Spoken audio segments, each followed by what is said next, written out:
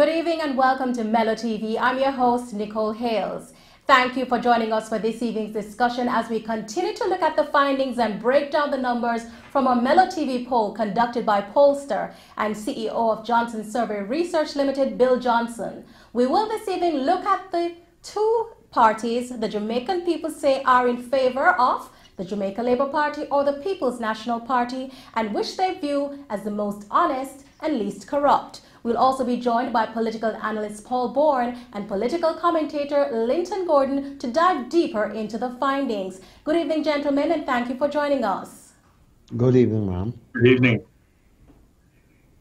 Bill, let's start with you. What are the favorability findings for both the JLP and the PNP? Okay, well, the numbers basically speak for themselves. We asked people, generally speaking, they had a favorable or an unfavorable opinion about each of the two parties, and 62% said they have a favorable opinion about the JLP, 19% said they have an unfavorable opinion, and 19% weren't sure. With the PNP, it was 38% favorable, an equal number 38% unfavorable, and 24% weren't sure. But I think we have to really learn a lot by looking inside these numbers. As you can see, 92% of those who voted for the JLP in 2016 rated it favorably. 38% of those who voted for the PNP in 2016 rate the JLP favorably. 51% rated unfavorably. And of those who didn't vote in 2016, 60% rate the JLP favorably, 14% unfavorably. Now turning to the PNP, as we mentioned, 38% have a favorable opinion, 38% an unfavorable opinion, and 24% were unsure. JLP voters, 15% rated the PNP favorably, 68% unfavorably. PNP voters in 2016, 79% rated the PNP favorably, 12% unfavorably, and those who didn't vote, 29% rated the PNP favorably, 38% unfavorably, and 33% don't know. Now, I think it's important to consider these PNP numbers because it's not a case of one size fits all. If you'll recall, they gave Peter Phillips a rating of 62%. They gave Peter Bunting a rating of 68%, and now they're rating their party 79%. So they're giving thought to these numbers. This isn't, as I say, a one-size-fits-all, that they feel the party leaders and the party, they rate them all the same. They are giving thought to these numbers, and I think because of that, they're much more meaningful than they would be otherwise. Interesting numbers here, Linton and Paul. What are your thoughts on these numbers? Linton, let's start with you. Well, I think the first result that the PNP should be concerned about is that just about the same number of members of the PNP who view the PNP favorably, members of the PNP or voters of the PNP, it's about the same number viewing the Jamaica Labour Party favorably. In other words, their support has migrated massively towards the party that they are opposing. And I think that this should be of great concern to them. In fact, the 38% of PNP voters who voted for the PNP in 2016 view the JLP as favorable. And it is the same 38% who are viewing the PNP unfavorably. So that the PNP has to accept that not having those supporters is a clear indication that the party is bleeding at two levels. It's bleeding from its own members, and it is failing to attract new persons who would view them favorably, such as those who did not vote but answer the questions. And that is devastating news for the PNP. but a reality check, a call up for them to address the deficiencies in their party and see if they can turn it around. Paul, what say you?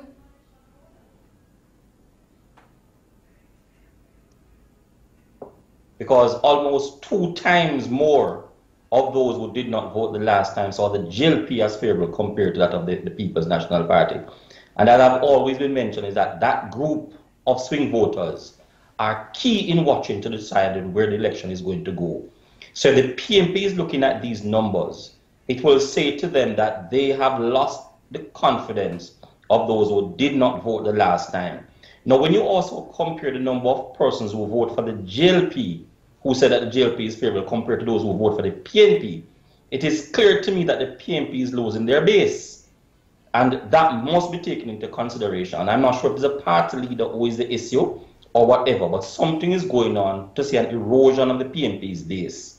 And the PNP must take a stock of itself, do some analysis, and possibly employ Bill Johnson to look at why this is so.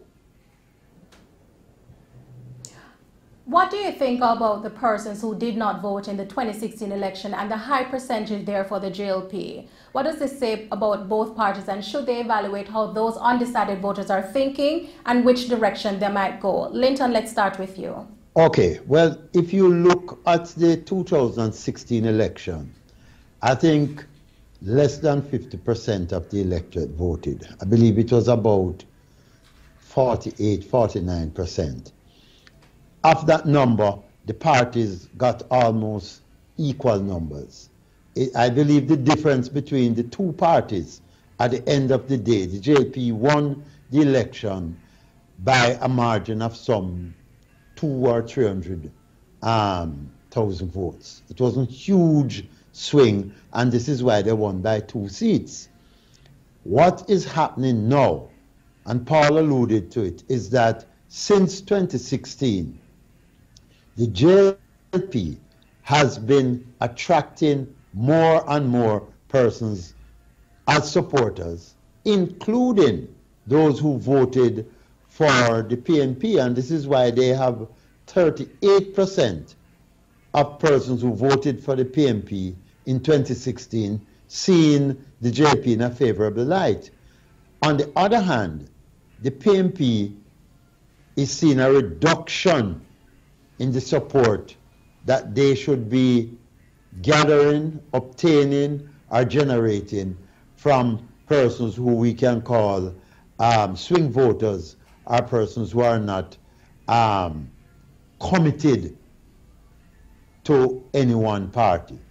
And that's more than a wake-up call. It's a frightening situation to the PNP, and it's a matter for them to address and to deal with. Paul, your thoughts? Well, Clinton has said a whole lot, but what I want to look at now is the voters that voted for the PNP in the 2016 election and what they say about the PNP compared to those who voted for the JLP. And there are some startling numbers in terms of that. When you look carefully at the numbers, they're saying to you that there's a clear indication here that some of the voters who voted for the PNP are now switching, or when I say switch here, thinking of the JLP in a more favorable light than that of the PNP. 38% versus 79%, as 92% versus a 15%. So it clearly indicating to you that there are more PNP voters who are seeing the JLP as favorable compared to JLP voters who are seeing the PNP favorable. And that is an indication that something is going on in terms of the leadership and how the country is managed by the JLP. We took to the streets and wanted to know what Jamaicans thought. Here are their thoughts. I won't be voting for anybody.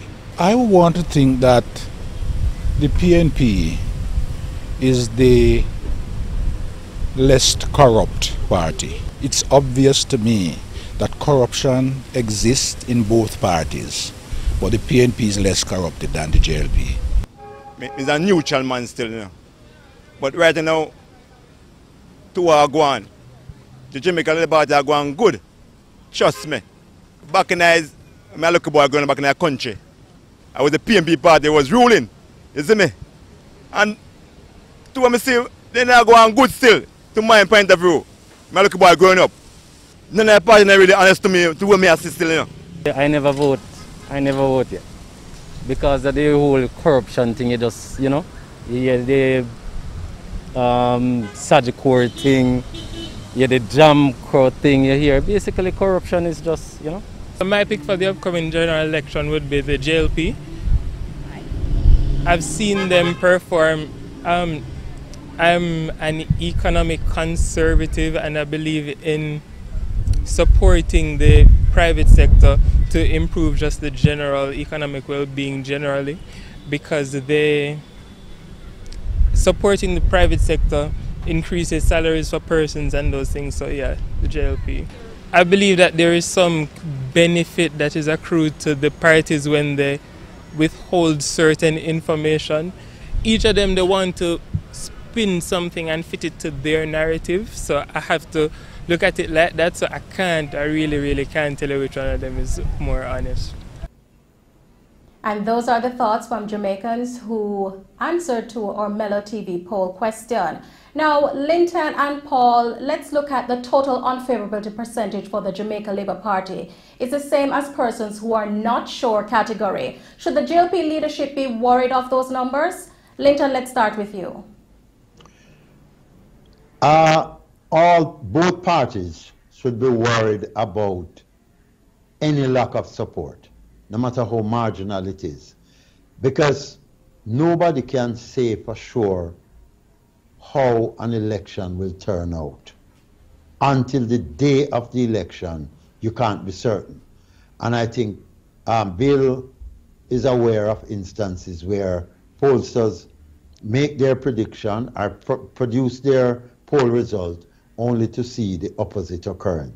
So things can change, things can go anyway. The PNP can become worse than it is now. The JLP can become stronger or vice versa. Each party has a duty to maintain the support it has and to seek to build on top of it. And thirdly, to protect the support it has from eroding. Paul, should the JLP leadership be concerned about the numbers? Well, they should be concerned about the numbers, but least concerned about those who are undecided. When you look at the undecided numbers, it's clearly more in favor of the JLP compared to that of the PNP. So although they should be concerned about the numbers, it's good for them to see that less Jamaicans who did not vote view them in an unfavorable light compared to the PNP. But politics is an uncertain game, and one day is like 10,000 years. And it's good to see what is going on. And when we actually look at what Andrew did over the past few days, and I saw when Andrew talking about the Prime Minister, what he did in the past few days, I think he has created much germination of enthusiasm in the base of the PNP, and he needs to be careful of what he's saying, particularly about the former Prime Minister Michael Mann, because that could help to destroy him. So he needs to be very careful. Corruption has been the discussion from both sides, JLP and PNP. Bill, what are the Jamaican people saying regarding the numbers of which party they believe is more honest and least corrupt? Okay, well, first of all, if the PNP is planning to focus on corruption in this campaign, then it's basically going to be a losing strategy for them. We asked people which of the parties they thought was the most honest and the least corrupt, and you can see by a 2.5 to 1 plurality, 30% to 13%, people feel the JLP is more honest. 45% feel that both parties are about the same, and 12% didn't know. Now, once again, looking inside the numbers, 55% of the JLP voters in 2016 say the JLP is the more honest, 2% say the PNP, 35% the same. Going over to the PNP support in 2016, 11% say the JLP, only 38% feel the PNP is the most honest and least corrupt. and 24% don't know. I'm sorry, 5% don't know. And then you take those who didn't vote, and 29% feel the JLP is the most honest, 7% the PNP, and 48% stay the same. So it's really hard to see how making corruption a major issue is going to be beneficial to the PNP. If you mention corruption to the average Jamaican citizen by a 2.5 to 1 margin, they immediately think that PNP is more corrupt than the jail. So they're really in a box as far as that whole issue goes, I believe.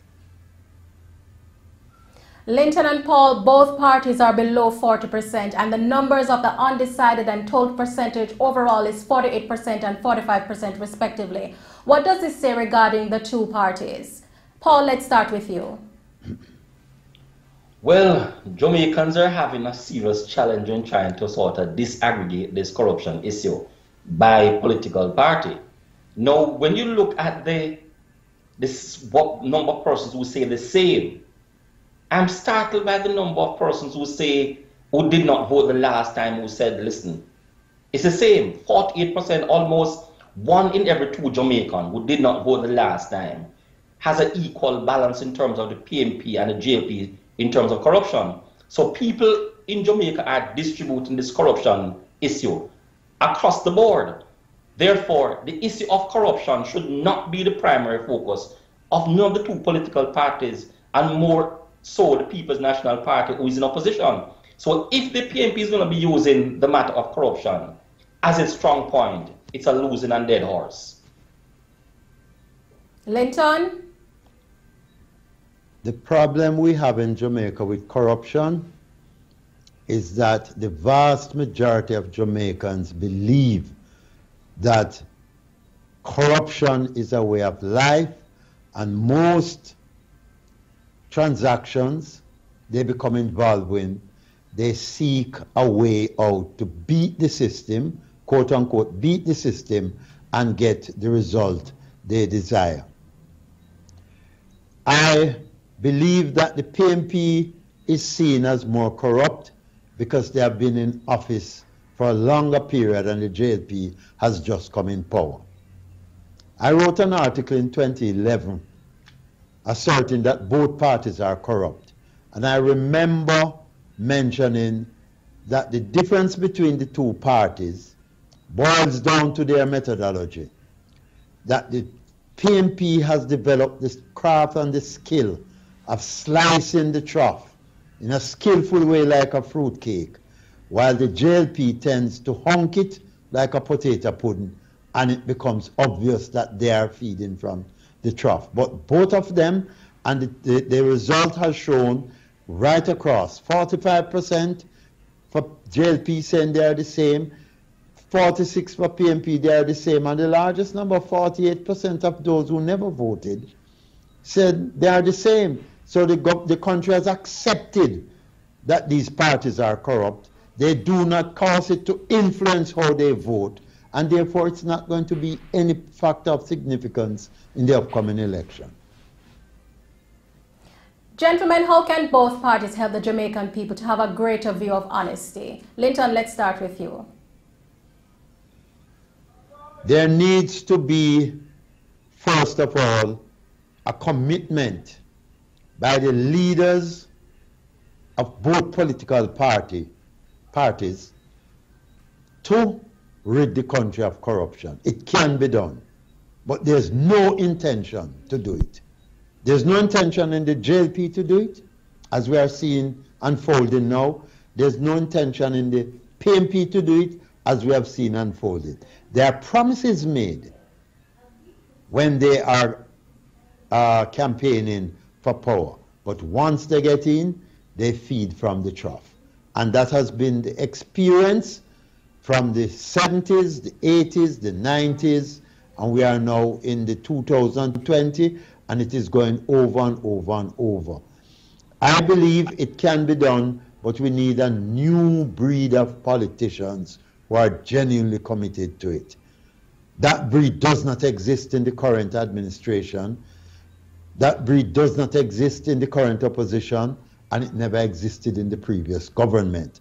And let me just say quickly, what has happened over the years is that whenever you condemn corruption in the PNP, they accuse you of being JLP.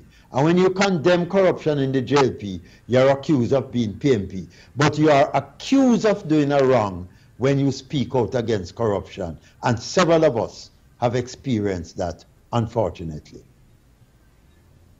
Paul, your closing comments? Well, in 2006, Mrs. Portia Mello mentioned something that I find fascinating. She said our administration will be tackling corruption. At the time, the corruption index was a particular number. The corruption index increased in her administration and has increased ever since. Jamaicans are fully aware that corruption is a staple in the society. So to mention just a mere fact of I am not corrupt, people will laugh at you. What both political parties need to do is to seriously address the corruption problem that they have always argued that they want to address. Between 2016 and 2019, corruption almost doubled in Jamaica. Why is that so? It has become a staple. Nobody wants to address the corruption matter. Whether it's the JLP or the PNP or the public sector, nobody wants to address that issue. And that issue seems to be now a normal part of transaction for all people, and a matter that if any political party really tackle that matter will be in power for a little time if they do so effectively. Bill, what can we expect come tomorrow? Tomorrow, the fireworks start. Tomorrow, we're looking at which party people think would do the better job of governing. And then, of course, on Wednesday, the question that everybody wants to know is which party are people planning to vote for. But it's like a twofer starting off tomorrow evening, and it really should be exciting. Thank you very much. Exciting indeed. This has been the Mello TV poll, where we looked at analyzing the findings conducted by pollster Bill Johnson. We also want to thank political commentator Linton Gordon and political analyst Paul Bourne. This has been the Mello TV poll. I'm Nicole Hales. Thanks for joining us. Thank you. Thank you.